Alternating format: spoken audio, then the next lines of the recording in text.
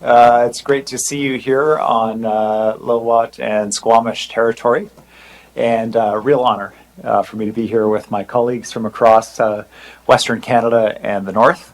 It was a wonderful set of discussions at the conference. We had a very successful meeting and very grateful for their time. My apologies to the media. We're starting a little earlier than you may have expected. We were told we had to hit the Ontario newscast deadline. Just kidding. I grew up in Kitchener. I'm allowed to make Toronto jokes. They play particularly well in Western Canada. We had really productive discussion on our shared priorities.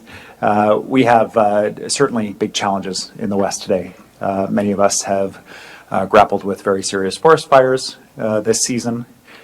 We have issues around finding the people to fill the jobs that we have, to drive our economies, our provincial economies, our territorial economies forward. We have challenges around the cost of living and affordability for the people that we serve. But it's also a time of incredible opportunity for Western Canada. We see the weight of population growth shifting, the weight of the country to the west. We see that our provinces and territories offer the energy and the solutions to many of the problems that the world's economy faces, and the security to many countries that they're looking for around critical minerals and energy security, as well as what our own country is looking for. We had really important discussions about a number of topics of shared interest. In particular, we discussed strengthening our strategic infrastructure and trade corridors, finding ways to get our goods to market efficiently and effectively, to grow our provinces and territories' economies, but also our national economy. To collaborate on climate action and adaptation, including addressing issues of energy security both domestically and internationally, related to everything from electricity to energy products like LNG. We talked about how provinces and territories are key partners in the immigration system, how dependent we are on working together with the federal government around immigration to address issues of labor shortage, certainly, and also to ensure that people who arrive newly to our provinces and territories receive the support that they need. We talked about our labor market and the need to remove barriers to ensure labor mobility, but also to meet the needs that we have in our different provincial economies. The premiers from the North talked about the critical importance of Arctic sovereignty and preserving Canada's Arctic sovereignty, and it was that priority on that agenda item was supported by all premiers, as we recognize the importance of a free North and a sovereign North that is a critical part of Canada and is of interest internationally right now, especially following recent events. Finally, we discussed crime and the bail reform bill that was not passed at the federal level, and our shared urging to the federal government to prioritize the passage of that bill, and our shared deep disappointment that that bill was not passed in the recent parliamentary session. The last few years taught us, through the pandemic certainly, that we can solve big problems if we work together. And while we're not going to agree on everything, we are politicians, first of all, and we sometimes have challenges finding points of agreement. But actually, during our meetings, I think the focus, because we're focused on Canadians, because we're focused on our communities and who we represent, we found very broad areas of agreement, shared priority, and how we can work together to not just improve our own homes, but to really help build the Canada that we're all so proud of. We're all so proud to be a part of, and that Western Canada, we believe, will provide such prosperity to going into the future. So with that, I'd like to open it up for questions from the media. All premiers are prepared to answer questions, and I'll pass it over to our MC. Thank you very much. A reminder to media on the line, please press *1 to enter the queue. You will be limited to one question and one follow-up. We will begin with media here in the room. Our first question comes from Richard Zussman, Global News. Premier Eby, you speak about growing pressure on Western Canada due to the population shifting west. Is there a call from the premiers here to change the way that projects are funded from Ottawa to better compensate for that population growth or growing pressure to this part of the country? Well, I'd certainly invite another premier to weigh in as well. But my feeling was, from our conversations today, that we see huge opportunity in the growing numbers of people that are choosing to live, in particular in Western Canada, in the north. But we also see challenges that come with that if that's not done in a thoughtful way. That the need for the federal government to work with us to ensure that we're targeting immigration that helps address pressures that we see in our labor markets. So in British Columbia, certainly around construction, around childcare, skilled trades. We all discussed the need for healthcare workers, making sure that we're leveraging immigration and in partnership with the federal government to make sure that we're growing our populations, but also growing our economies. And the only way we can do that is to do it in a coordinated way. The second piece that stood out for me from the conversation was how critical it is that the supports are in place for new arrivals. We talked in particular about new arrivals from Ukraine and making sure that they have the support that they need when they're arriving in provinces under that special federal government program that is going to be renewed in mid-July. And treats that particular population differently than other refugees coming to Canada. And so making sure that there are supports there, not just for Ukrainian refugees, but for new arrivals generally, including international students, temporary foreign workers, and others under federal programs, including people immigrating through regular pathways, is critically important for all of us. I wonder if there's another premier that is interested in sharing a perspective on the immigration issue. The only other thing I might add is the importance of having per capita funding with no strings attached, so that each jurisdiction has the ability to identify the projects that are important to them, so that they can continue to grow with their needs. Acknowledging that small jurisdictions like the territories need a special arrangement so that they can ensure that they've got the funding support. We're also interested in equivalency and fairness. I think that if the federal government wants to help support those projects, they need to be mindful of providing some kind of equivalency in each jurisdiction. Those are some of the other issues that were raised. And to the point of equivalency, and this may be for Premier Smith, I'd also like to hear from Premier Eby on this as well. Is this more money to Western Canada and less to Ontario and Quebec, or is this more money for all provinces from the federal government? How would that sort of breakdown work, considering the pressures we're feeling here in the West that may be different than what they're seeing in Ontario and Quebec?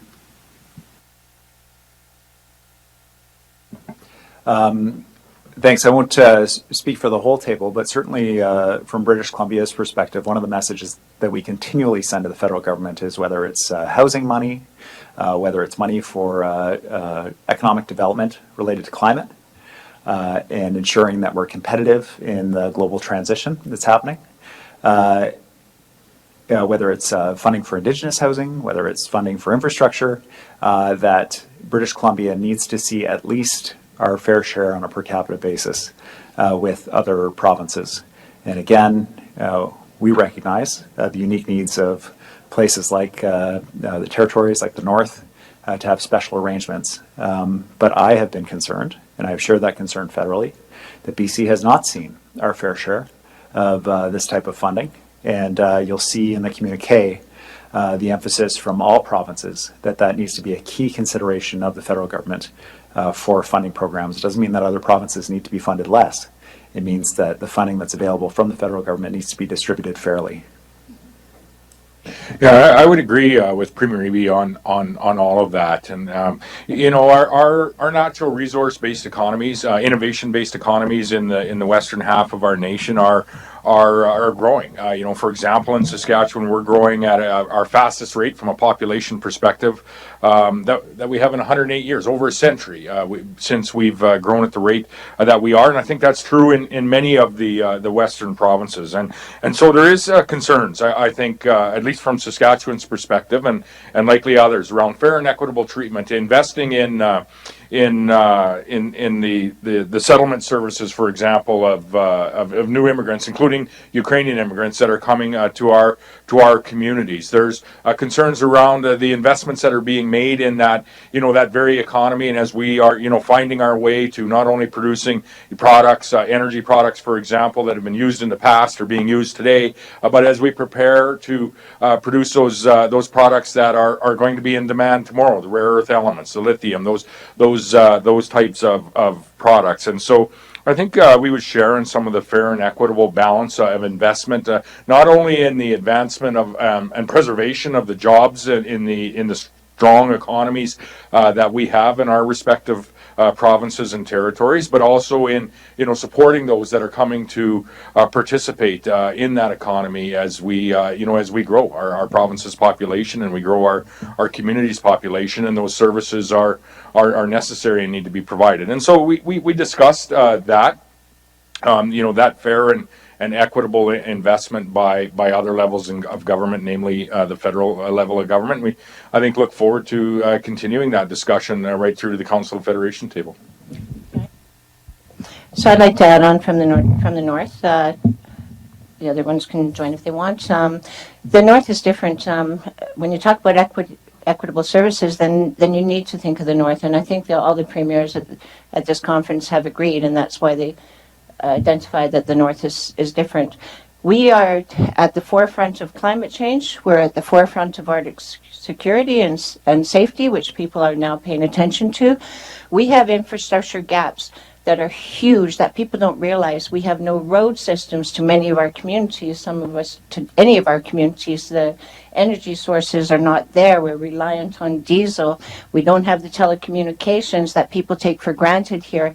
So when we talk about equity, we need to make sure that the people in the Northwest Territory, or the North period, have the same level of services that people in the South take for granted. So yeah, I do think that there needs to be a redistribution of the wealth, and I do think that the federal government needs to not only give large funding to the eastern provinces, I think they need to take care of the West and the North. We are all Canadians, and we all deserve to prosper. Thank you. Our next question from the room comes from Benoit Ferradini, CBC Radio-Canada.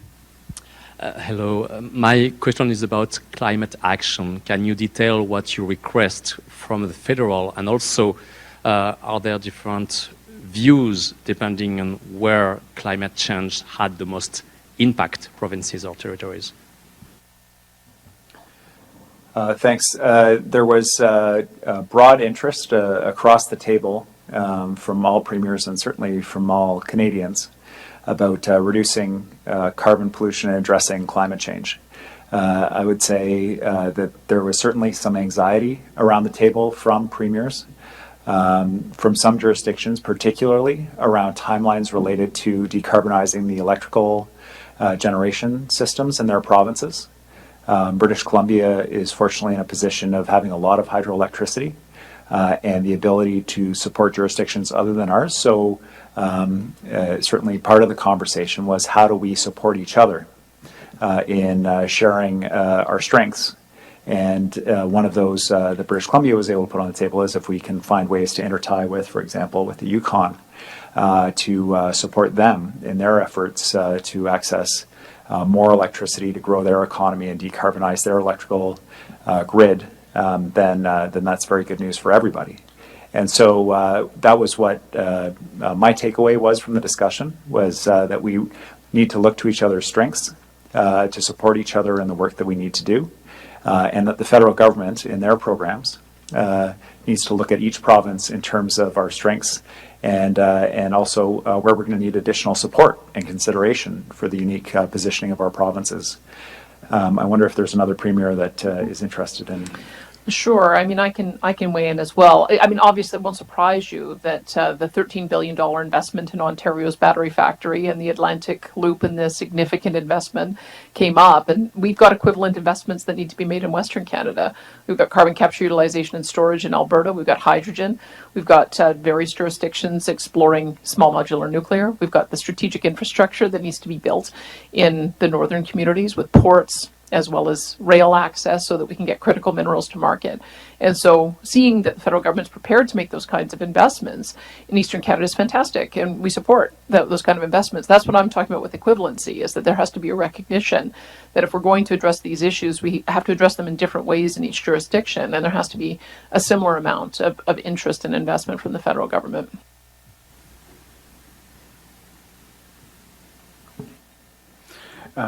Yeah, I really appreciated the conversation about collaboration today, and speaking with Premier Eby and focusing on for us in the Yukon the potential of a grid connection. It's foundational to our ability to reduce our emissions and to meet our climate change goals.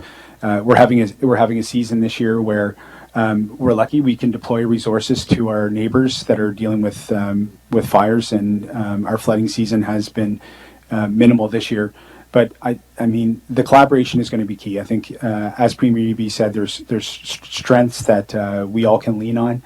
For us, a grid connection to British Columbia, the early stage conversation, that opportunity not only will drive a northwestern Canadian economy when it comes to critical minerals and do it in the cleanest way possible, but it is also going to help us meet our overall goals. So I think the support from the premiers, and especially from the provinces, and as Premier Cochrane touched on, understanding the uniqueness of the North and having the provincial leaders from Western Canada stand by us and understand and support us is so important coming to these meetings, and I just really appreciate that over the last 2 days.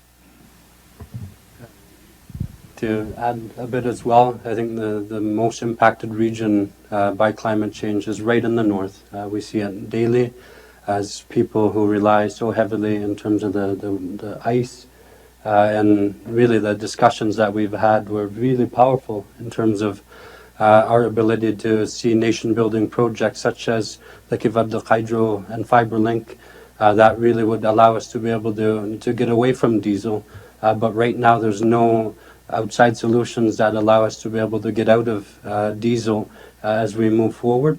But we do have the solutions, as David mentioned, in terms of solutions that really allow us to see nation investments really in the north, in western Nunavut in particular. I look at the Grays Bay Road and Port as a project where really there's 22 of the 31 critical minerals that we could provide not only to Canadians but to the world that really would unlock these incredible resources and that would really create incredible jobs that tie obviously to the climate change that we see.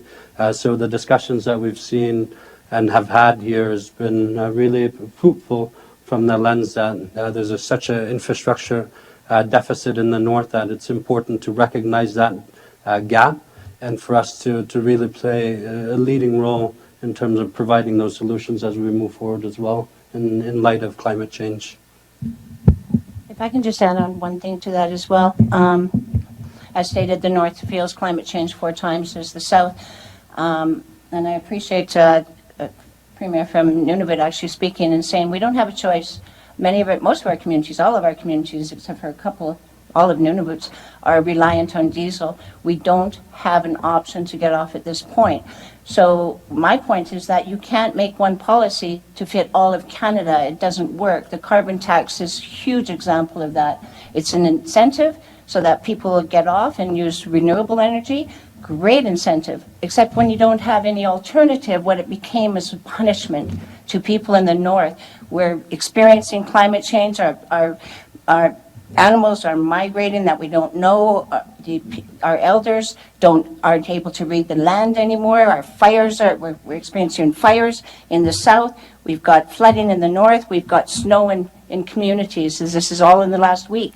And so one policy throughout Canada will not work. It's important that the federal government work with all jurisdictions to identify what we know. We live there, so we need to have a say on what policies will be implemented for us. Thank you. Our next question comes from Chuck Chang, Canadian Press. Chuck, please go ahead.